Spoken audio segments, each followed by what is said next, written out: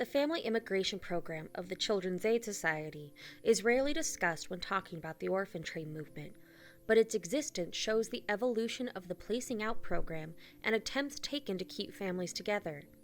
Whitelaw Reid, a donor and fundraiser to the Children's Aid Society, was an important piece in the Family Immigration Department. Mr. Reid had friends who were wealthy and wanted to help the needy, but chose to remain anonymous. They gave Mr. Reid money to help those unfortunate souls at his discretion. Whitelaw Reid felt the Children's Aid Society Immigration Program was the way to provide the best help. From 1879 to 1882, he was an integral part of the program. He raised funds, he helped select the companies of children that would be placed out, and he published long articles in his newspaper about the whole process. These amazing articles interviewed each of those destined for new homes out west, recording their struggles in the city and their hopes and dreams for their new lives. Not only did Mr. Reid support the Children's Immigration Program, he supported the lesser-known Family Immigration Program, which ran from 1874 to 1926. The object of the program was to keep these desperate families together and to help those who were destitute get a new start somewhere else. They wanted to keep the families intact. The families that took part in the immigration program either had relatives in the West that were willing to help them with their new start, or job offers waiting for them. Many of these families were recommended to the Children's Aid Society by preachers, employers, or friends.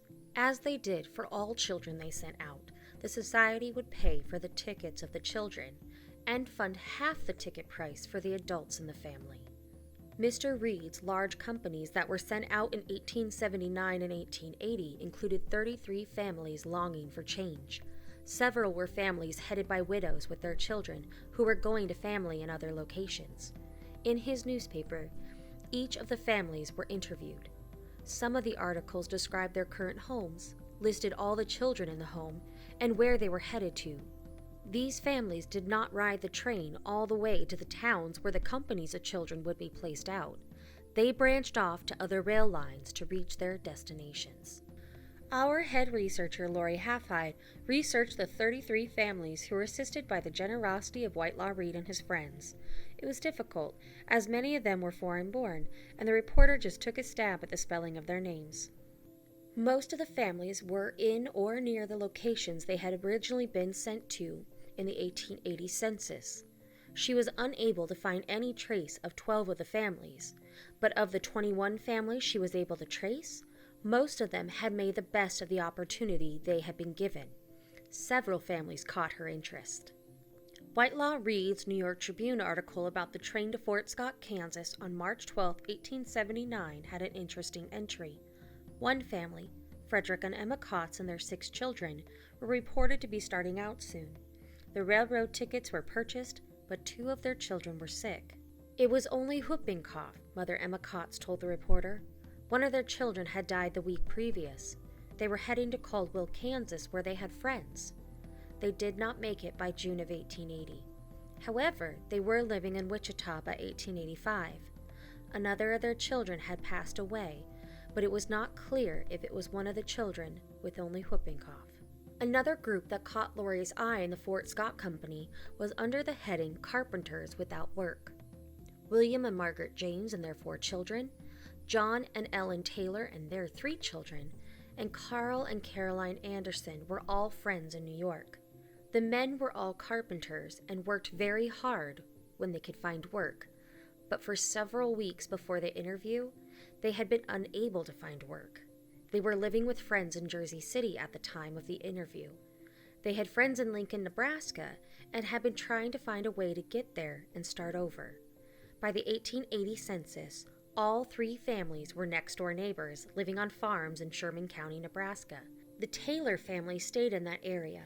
One of their daughters, Christina Elizabeth, born in 1869 in New York, and a part of that company of people fleeing the city, became a doctor. By 1900, William James and his family had moved on from Sherman County, Nebraska, to Cheyenne, Wyoming.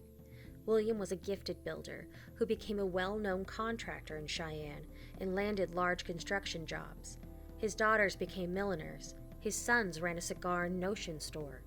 William was a contractor until he was 70 years old, and then he ran a boarding house until he passed in 1921. The Kleile family is another success story. Andrew Kleile was a German immigrant who was also a Civil War veteran. He was injured in the service and was disabled. The family was living in New York City, and he was working as a porter, making pennies, and unable to support his wife and 3 sons. They were heading to Wisconsin, where his wife's uncle lived.